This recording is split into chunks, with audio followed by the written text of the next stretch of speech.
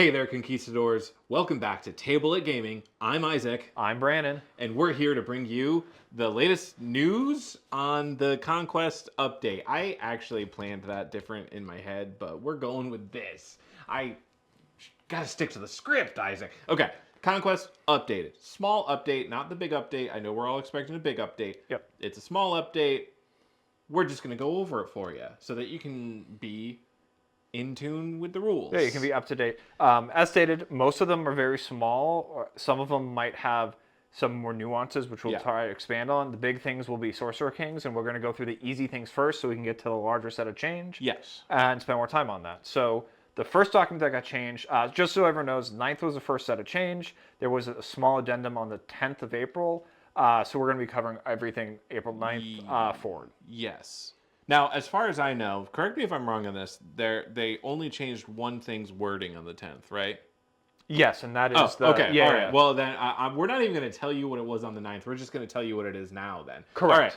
First things first, we go into the core rules. So anything that is updated will show up as pink. The first item that has shown up is they have clearly defined that chariots are size of 2. Yes, chariots are being incorporated fully into the game. First class citizens, we love to see it. Yep. Thank you, chariots. I actually didn't know about that one. So we're all learning something new today. So I'm just going to zoom all the way to the past. I literally scrolled through the entire item.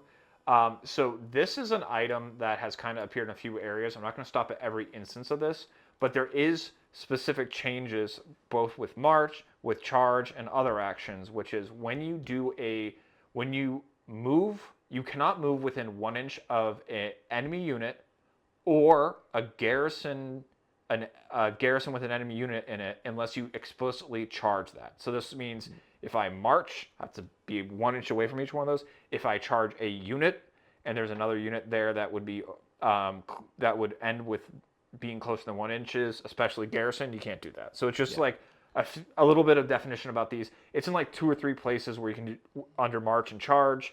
It's the same set of rules and clean up a language. And the part that changed here is that before it used to say that you couldn't come within 1 inch of impassable terrain. Correct. And they removed that. So you can now, impassable terrain is not as much of an obstacle as it was before. Don't have to give it the You're welcome to get in on that well, not in the impassable terrain, but close to it.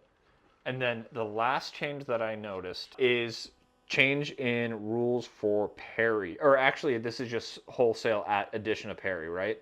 Well, so yes, they completely changed parry. Yeah. Parry used to be reroll ones. Yep. And now like enemy regiments attacking a regiment or stand with parry would have to reroll ones. Now they just can't re-roll their own hit rolls, which is extremely powerful if you're against a faction that loves flurry or blessed. Yep. Even. And this would also impact high clash value models, right? Because they get the if you're clash 4 or 5. Oh yeah. So that would hit there. So yeah, this is a bit of a change, but it seems powerful and good. Yep. It makes parry a lot more appealing. I know I've seen it. I can't remember off the top of my head what actually gets access to parry, but it definitely makes it a lot more appealing of a choice. If I remember correctly, I don't think 100 Kingdoms gets parry. I think like Old Dominion and maybe City States are like the people who get parry. I can believe that. I should have done my due diligence and looked that up. I remember going, oh wow, that's really good. Let me look to see because I thought that Noble Lord could get it, and then I looked and Noble Lord can't get it as far as I could tell. So, I stopped caring. The viewers can hang around for our future faction reviews and hot takes where you can hear what we think is great and potentially has parry.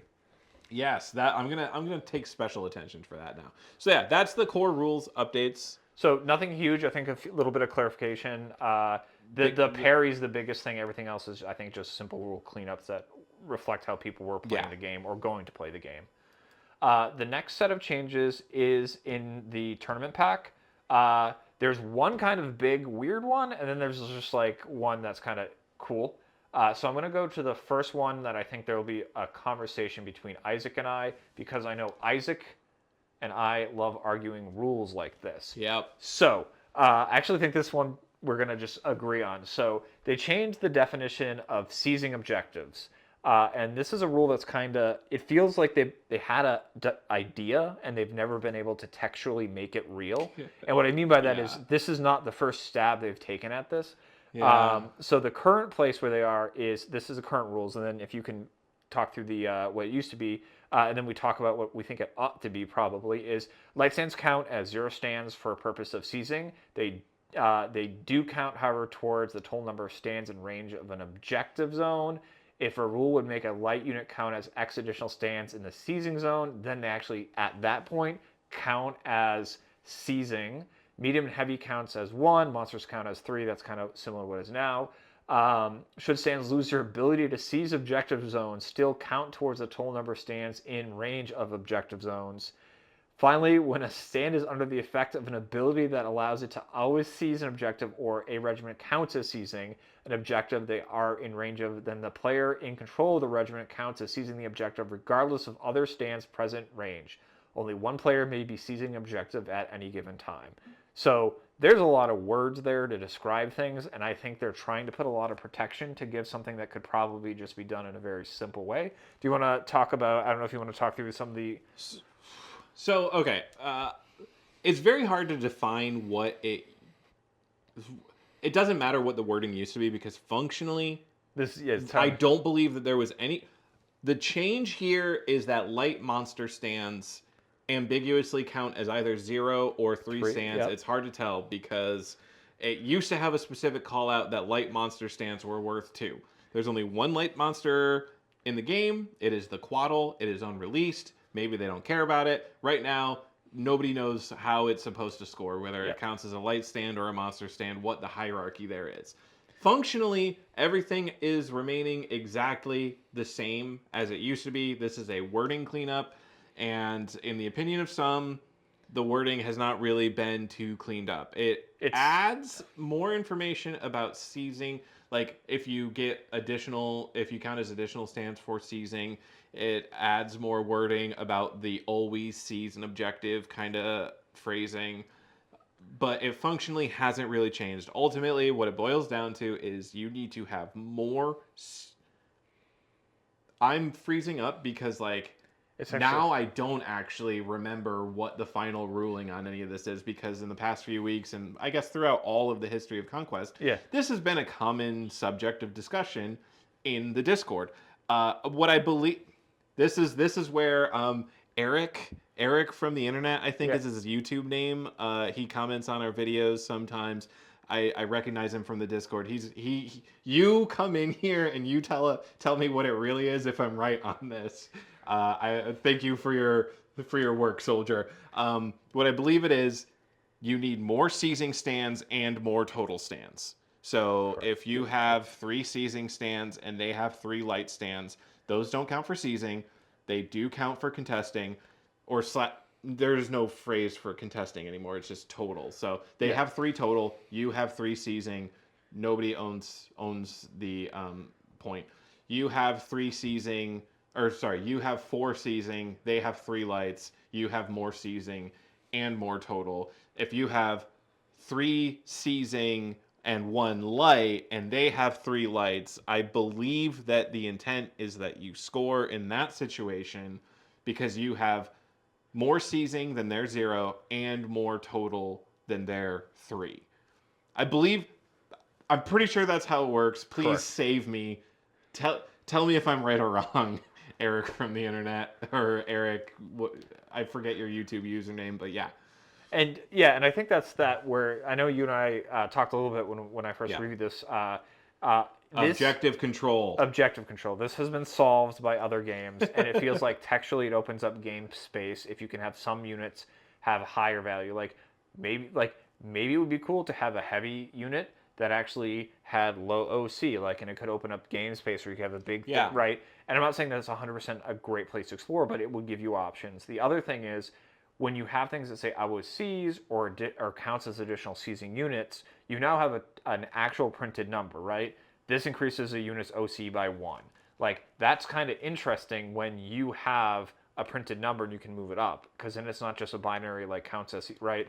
So it just feels like, and then that way you could write the rule, which is you need more OC than amount of enemy stands, right? Or no, Or you need more OC than the enemy OC yeah, is but how if it would the be. yeah It makes it you take all those paragraphs of wording and you just reduce it to some you math, yeah, need more OC than the enemy has OC in range of the objective. And in a way, effectively, that's what this wording is trying to do. It's yeah, just it needs all this wording to basically say light stands have 0 OC, yeah. heavy stands Unless they have have 1 a OC. bonus that gets them up, like Right, that's but that bonus is effectively saying +2 OC to correct. light Yes, regiments or yeah, or stands or whatever. correct. But like you can see, dear viewer, that it is a lot easier to convey that with like a stat than it is by Yeah, describing a stat without actually describing it. And we've seen this a lot through Conquest's lifetime where they've taken intrinsic properties of things and they've changed it out to a rule or a stat because it's easier to manage that way. correct. We see it with, early iterations of the game.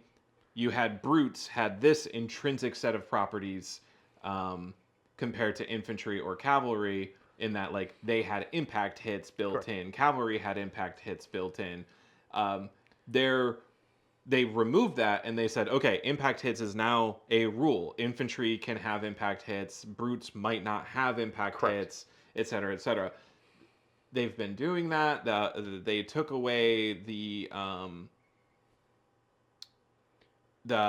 heavies can't, or well, I guess it's still an intrinsic property of heavies that they can't use reinforcement lines on the side, but they took away like the different reinforcement lines, the Yeah. one for light, one One for for- medium kind of thing. Yeah. Like they took that out. I think that they're slowly getting away from a point where there's too many intrinsic options, and I think that this is one situation where like we don't need the intrinsic rules. We could just have a stat to represent this. Correct. And then, like you said, it opens up the design space. Maybe they do want a light stand that scores. Or you could even have a special rule that says the command stand specifically has OC, for example, of 2.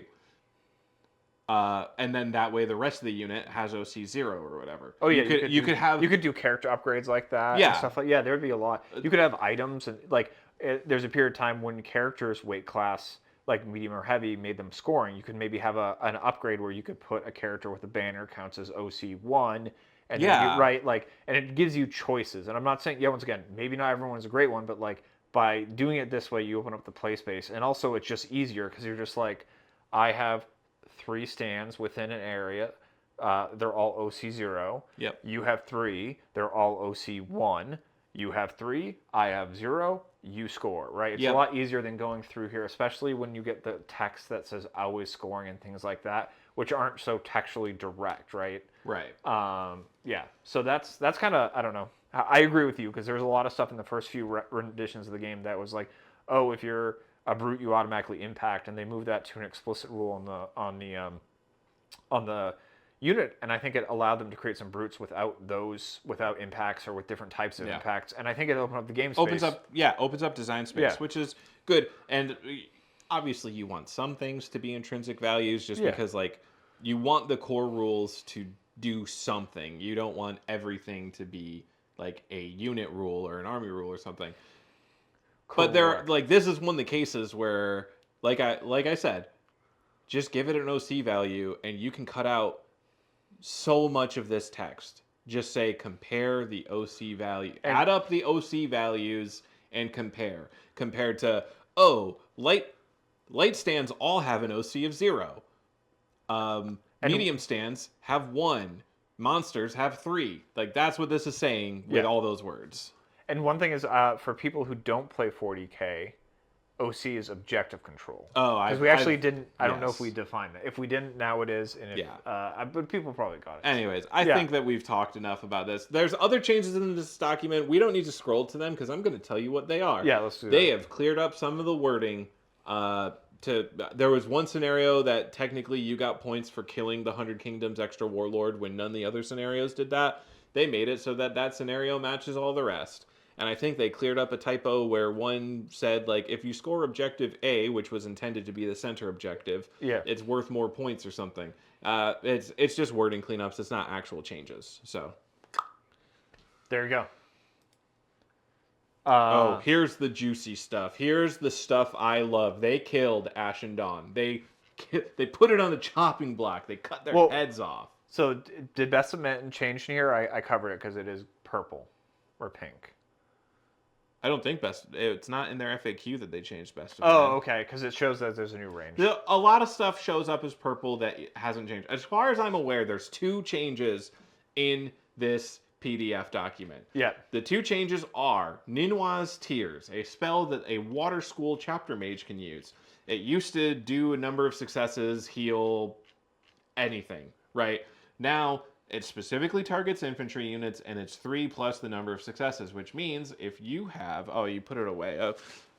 Before we set up the cameras, we had, like, 4 stands of Steel Legion on the table, or 6 or something. We had 6.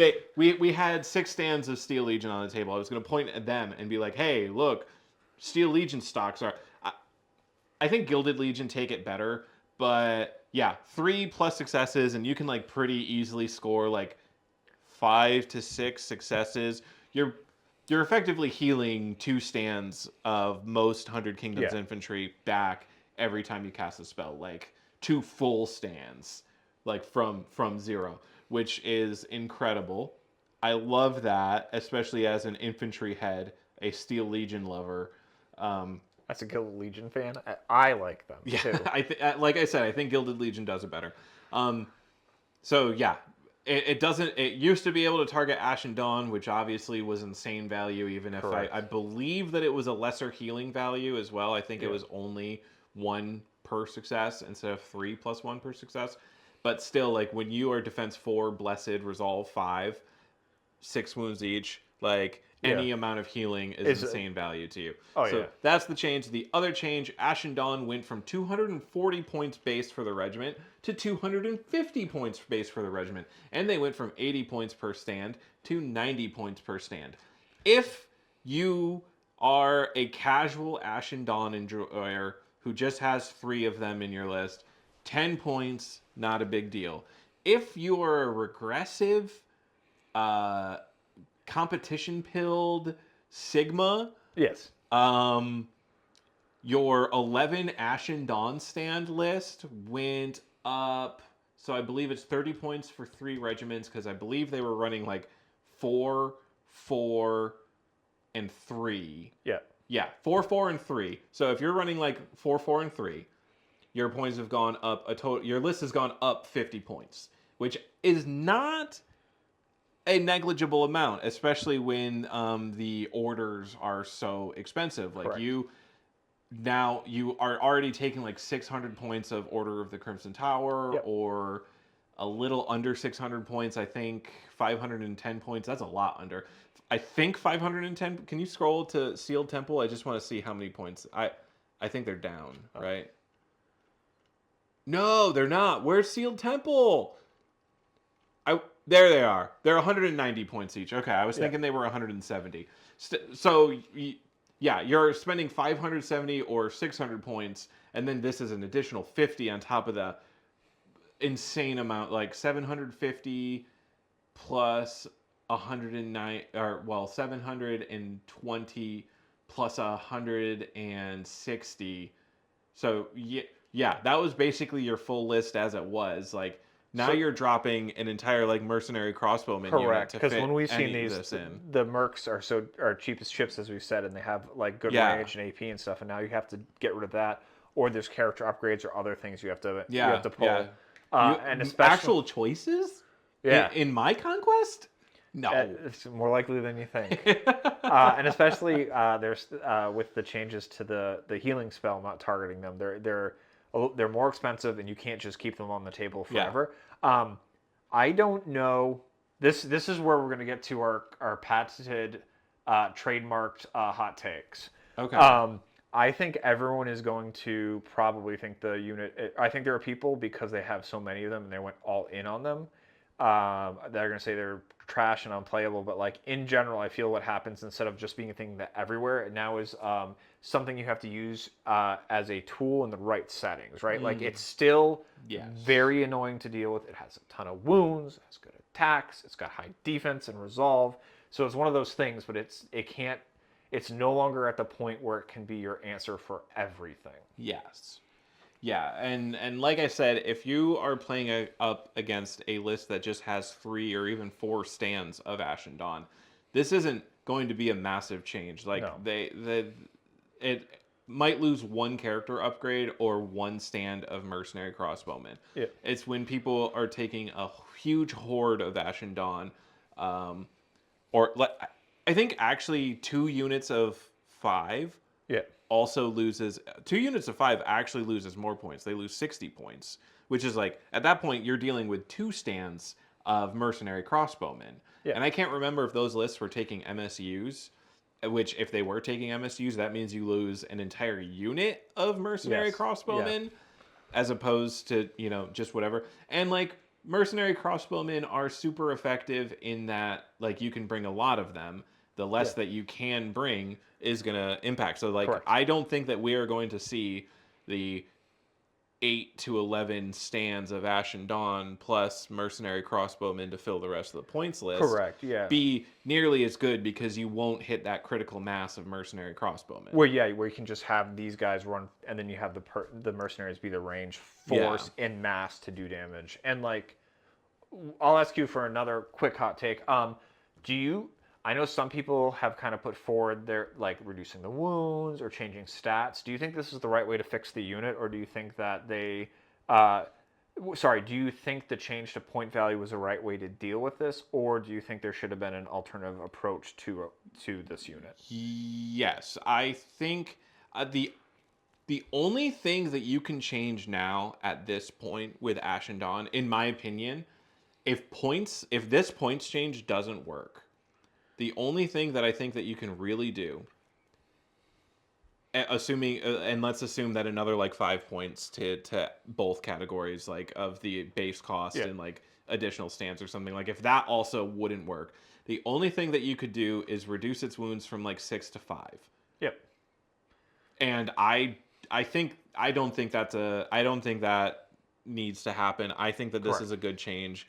And This- I think at worst it needs an extra 5 points to both categories of points.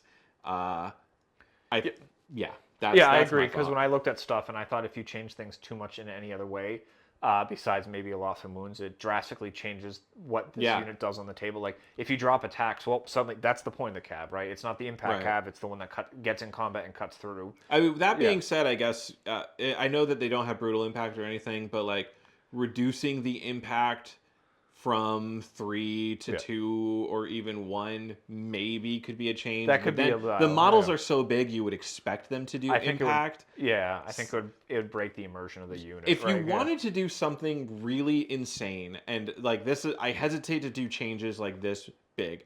If you want to do something absolutely insane, you drop attacks down to 4 and you give them trample 2 and you basically make them better Thunder Riders. That would be totally legitimately insane, but I think it hits the fantasy that people are looking for when they look at the models, because they're these massive horses, these massive guys on massive horses, armored head to toe. They literally have like the cattle, what I forget what they're called, but the plows at the front of trains for the helmet. Like thematically, what rules do we have to represent that? We have, well, defense 4 represents how armored they are. Yeah.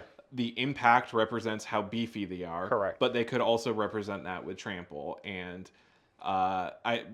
that's why I think if you take away their attacks, then you actually need to add trample. But you can't add too much trample, because trample in some ways is worse because it's auto hit, so you can't. Yeah.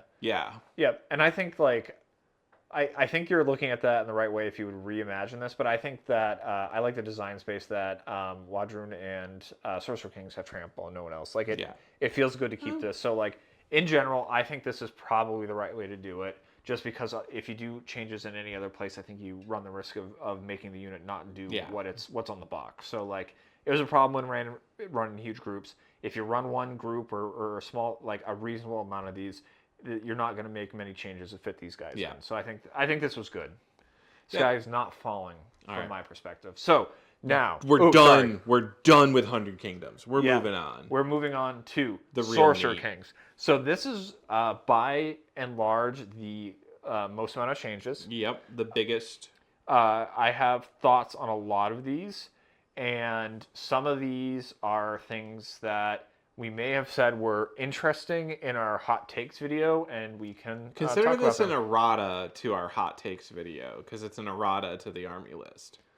So that's a good way of putting them. Yeah. Uh, here's where we'll start. They have completely fundamentally, well, maybe not fundamentally, but they have shifted how rituals work in a huge way. Yeah. All rituals are, I think, half as many points. They are a vastly reduced amount of points. Like you were talking from like 12 to 5 in Yes. some cases. If I don't remember what the old values were per se, but I know all of them are like 5 to 7 now, where I remember they were like 10 to 12, or I think they capped out at 14 before. The action to add more tokens to the pool doesn't give 2 anymore, it gives you 1. Yes. And they also added extra guidance to playing at less points. So it's 1 less if you're playing less than 2,000 points, which is good because I think that is way better because the other rules were like how you adjust for lower point values. I read. I'm like right off the brain.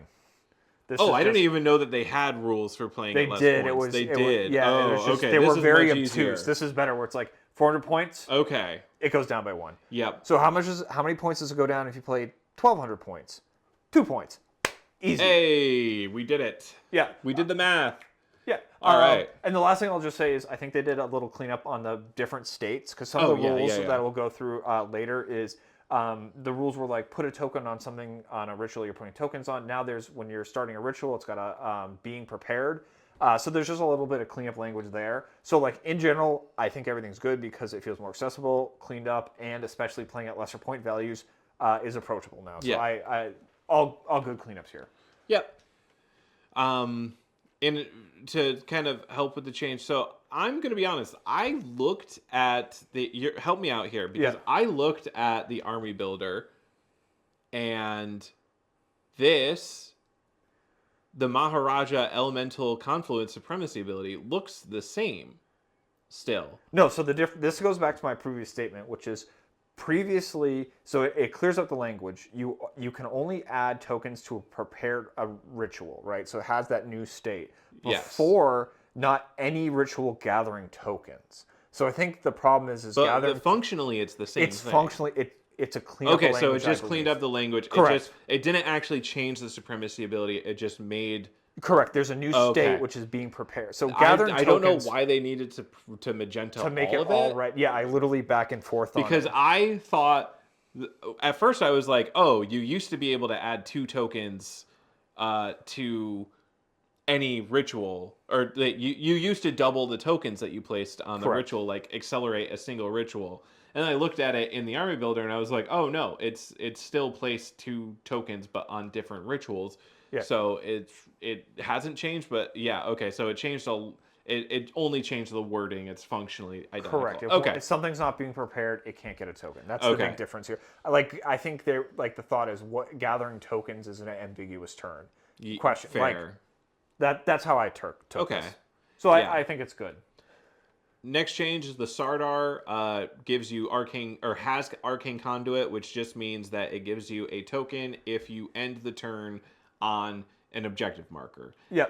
They actually explain they explained a lot of these changes in their designer's commentary. Yeah. And it makes sense. This guy is supposed to be objective focused gameplay, and this is also supposed to integrate him more into the Sorcerer King's faction. Yeah. I think we mentioned, or at least I was thinking when he was first here, he didn't really feel like he was a part of the faction because he didn't interact with the magical stuff at all. Correct. He just had his little archer guys and his little soldiers.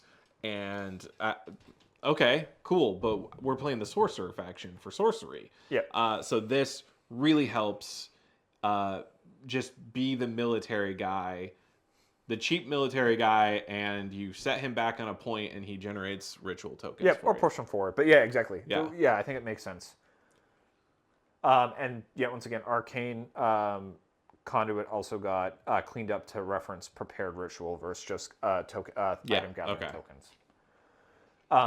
Going down to banners.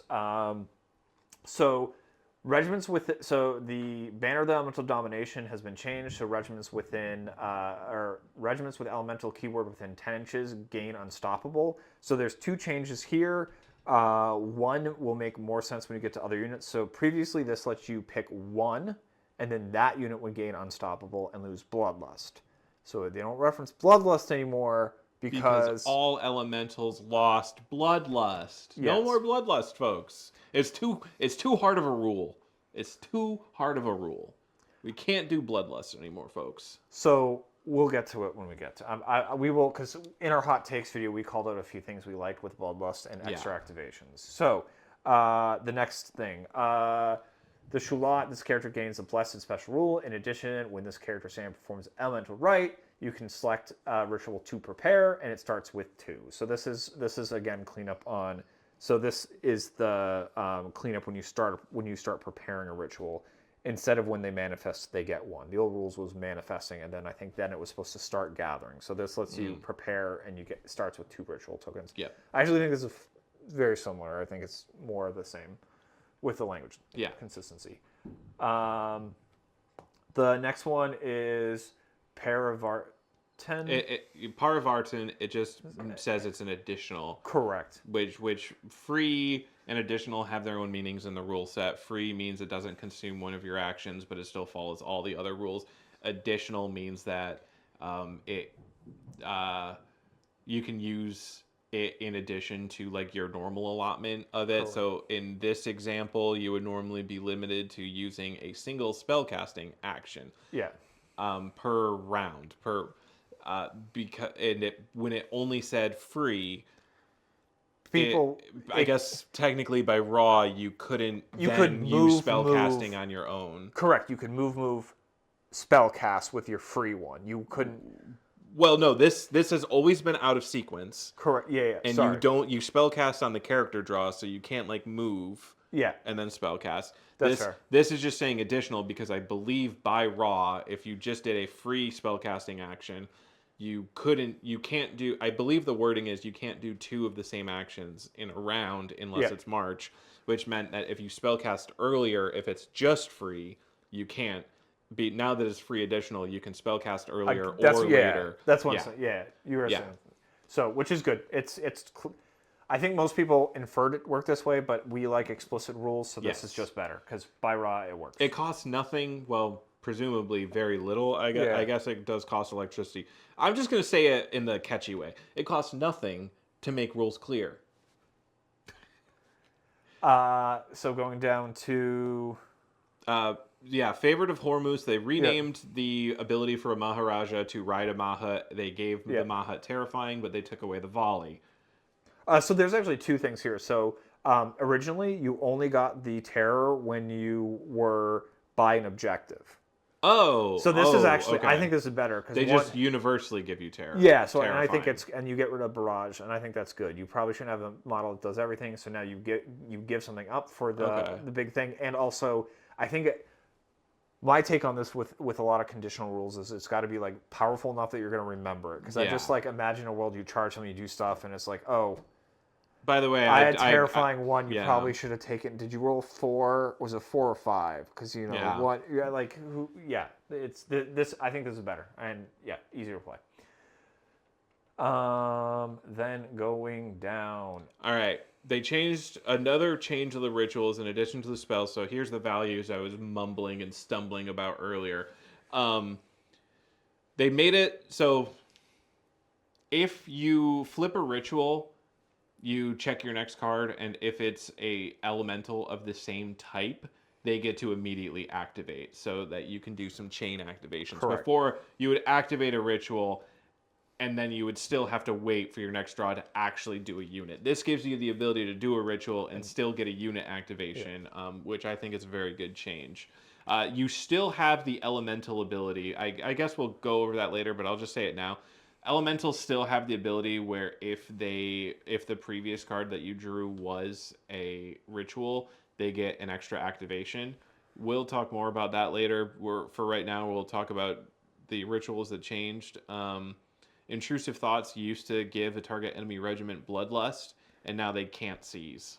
Yep. But they still count towards the total. So if you have 3 enemy heavies on the regiment, Yeah, we're not doing this again. if you have 3 enemy heavies We on the just did regiment, this. and then you intrusive thoughts ritual them, now they count basically as 3 lights. They still count as total. So you can't just have one stand on that regiment and capture it on that objective and capture it. You still have to have more than they have. So you can't just, oh, I have 8 force grown drones. I'm not sure if they can score in the first place, but you can't just say your 8 stands don't score anymore. I get it. No, you actually have to have 9 stands yourself in order to score it. Conflagration, also the free additional cleanup. This now means what they expected it to mean. And now we get to the interesting stuff. The units, goals. They lost bloodlust. And I ate it. Yeah. And they gained a wound. I didn't even focus on the wound because as soon as I saw they lost bloodlust, I thought this was one of the units. There's a lot of units in that video. I was like, I like his bloodlust. You can do weird charges and shit. Yeah. And now it's just like, nope. No. Yeah.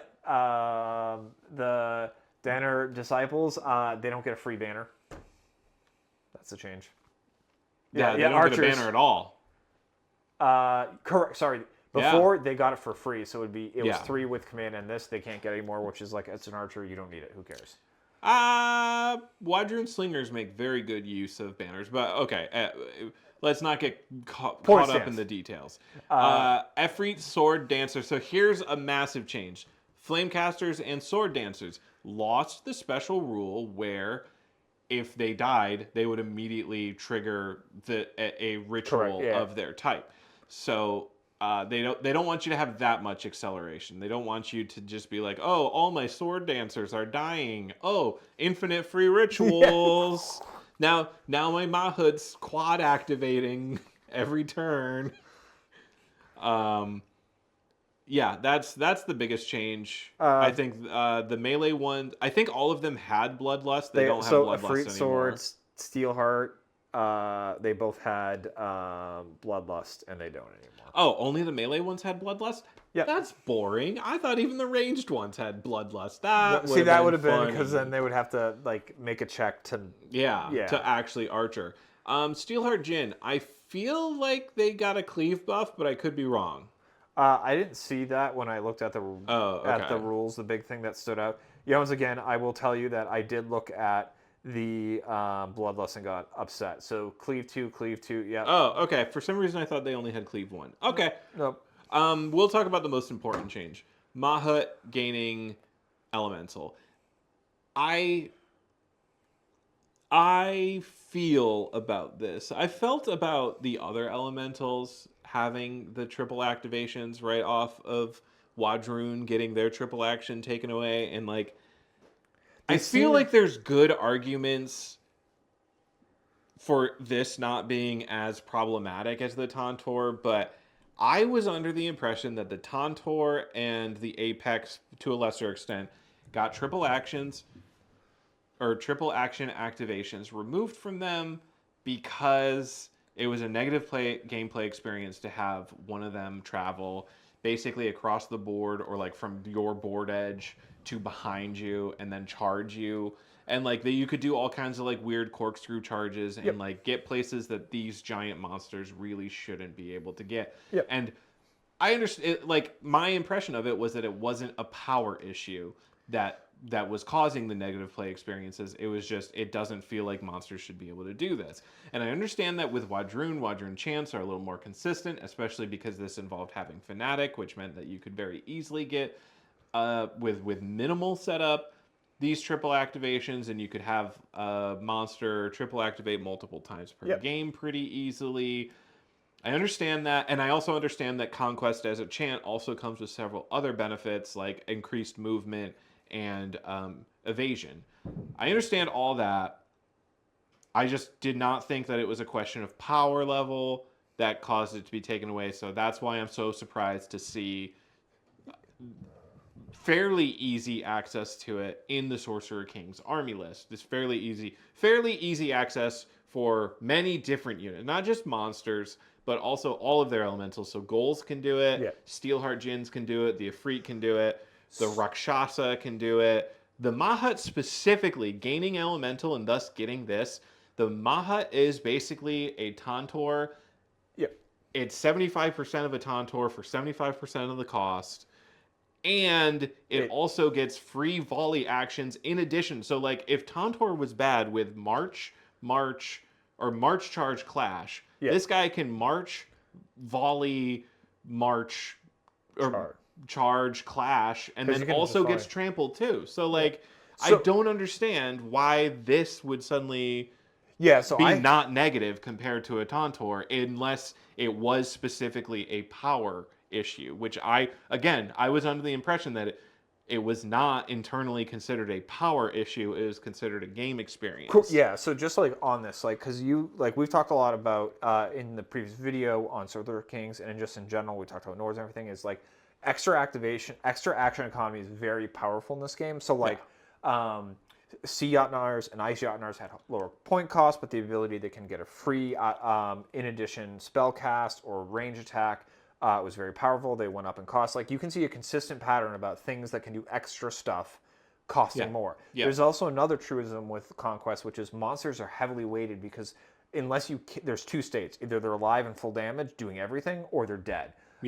So like you can't slow things down. So when you have giant monsters that can do these large amounts of extra actions and get in weird places, get places you probably don't want them, make it hard to defend against them, which these guys have because they can, get their free range attack, move, get their elemental free action. They can even do the free range attack in melee. Like they could do it after they charge, so they get extra barrage. They can move, charge, get their free attack for the elemental thing, and then finish the unit off with the barrage. So like they have a lot of ability to kind of get places and really focus out damage. And the reason I was okay with it, or I was very excited about this when we talked about Sorcerer Kings and the other items, is it felt kind of balanced, which is like, yes, the Djinns and the other brutes are big, but if there's 3 stands of them coming out here and you can kill 1 or 2 of them, whatever hits you with all those weird activations, it's going to be like a stand or 2. Like you can do things between it and getting to you to whittle it down, right? Like even the lesser infantry models, like you can just like try to spike those out. Like it's good because it means lights have a reason to be on the table. Ranged lights have a goal to be on the table, set up a thing. So when these things start coming, you just start throwing attacks at them. Even if they're low quality attacks, your goal is to whittle these guys down before they get to you. Mammut is 20 wounds, 3 defense, and 3 resolve. Maybe it's got no evasion, so there's ways to get around that, but it does have hardened 1. Yeah, that's true. It's a big boy, and it's easier than with chance to get the extra activation for elemental. So like that's why this feels problematic to me. There's like no way to deal with it except just like I can take this, right? So theoretically, I don't think it's easier to get elemental extra activations, and it does. Maha does not have Born of Air or Fire, which means that you can't activate straight from a ritual into it. Okay, that's actually a fair point. Like you can with the Rakshasas and Steelheart. Okay, so this is something you still have to set up. So I guess that's the difference between it and the elementals, which is a good point. Yes. As an example of like how long it takes you to do this, right? Yeah. So you have a character come on in a light unit. Actually, do they have any light infantry units that characters can join? I don't think they can. Who can Shalutz join? Because that's what I think you're going, because he gets the extra activations. Yeah, so you bring like a Maharaja or Sorcerer out, and you... let's just say turn 2. Or Sardar. You use Shalut, or Shulat, the spear, to start with 2 tokens. You start a 5-token ritual, which means that you're using a fire ritual. So you start Shulat, 2 tokens, then let's say you have 1 character out as well on that turn, so then they use elemental rights. They add a 3rd token. Then on your next turn, then your heavies can come in, your Mahut comes on, you use that as the auto come on. Then before it comes on, at some point during the turn, you move onto objectives with these 2 Arcane Conduit guys. Yeah, and both of them elemental rights. So actually, you get this done way early, actually. I was going to say, like, oh, you still don't get all the tokens you need until turn 4, and then you quad activate. But it seems like it's going to... Because I was just using 2 characters there, and Shulat. Okay, all right. I was trying to work through it and be like, oh, you won't get benefit until turn 5. But Yeah. no, I'm pretty sure you could if you wanted to turn 3. But more realistically, you're probably doing it on turn 4. Yeah. And turn 4, Mahut's already been on for a turn. He's moved up a little He's in a bit. good place. He's in a good spot. Then you elemental activate him, and suddenly he's behind all the enemies, killing their general or something. Yep. Like Getting his he free he hits from crosses the trample. board. Yep. Yeah, because like he could even like march charge, volley trample, and like no, the volley's not great. It's barrage 10, 11 if you do it in melee at only clash 2. That's not gonna do a lot. It's gonna get like 3-4 hits. No, but it's yeah. but it's again, just it's free. It's free. It's free. Yeah, it's free real estate, man. Like that's Yeah. it's like when you're throwing out damage, you really want to spike out something important stuff. So the thing, like, just the reason this is good is if you go into something that's hard to kill. Let's say you get the activation, so you get your move. You say move. So sorry, move, charge, and then volley, right? So you're gonna get the impact hits that they have of 5. Then you're going to get their full set of attacks, which is 10 with cleave and all those other. Oh, you're going to get brutal impacts, even better. Then you're going to be able to do your free, literally cost nothing volley, and then you're going to end the turn and you're going to do trample. Yeah. That is so much compounding damage, especially with the fact that the impacts, the clash, and the trample will cause resolve hits in addition. So like you're really forcing through a lot of damage. So like this thing could hit a big boy like Apex Predator or Jotnar or something and just like spike on right on through. And then there's like other ways that this is really interesting, which is like objectives you can just like annihilate the shit out of, right? Like you can charge, volley. Oh yeah, because it's move. heavy. Yeah, you come over the table, move, charge to get there because it's got 6 move, or you could do move, charge, and then to do 2, and then usurp volley attack to kill it. Like that's it has a lot of utility. Then trample can. I'm pretty sure trample can target objectives. Yeah, so you have some consistency. So if like, you don't do enough damage, or if you spike. Yeah, see. Yeah. So that's why I think that like I understood this as someone who's playing Nords when they were upping the cost of the Jotnars with the free activations. It felt like there's a pattern that having extra activations, especially in big units, they wanted to make either cost more or harder to get because of all the utility it gets. And this just feels like they kind of set that pattern in all these other places. And these guys come, they're like, no, Moot, this time is different. Yeah. This one, not going to be a problem. Fresh off the bat of annihilating Wadroon. But I think we've talked enough, whined enough about Mahut elementals.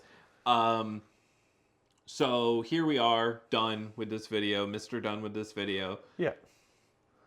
Thank you for joining us. Like, subscribe, comment, tell your friends, tell your family, tell your lovers, tell your minis. And then put them in the little cupboard so that they come to life, and then give them little computers so that they can go to the so they can subscribe to us. Yeah. So they can subscribe and like and comment, and tune into our stream that we do on Twitch. Go to Twitch and tune into our stream and follow our channel there. It's the same name, Table at Gaming, twitch.tv/tableatgaming. We do more streams than we do videos. We do about 2 videos.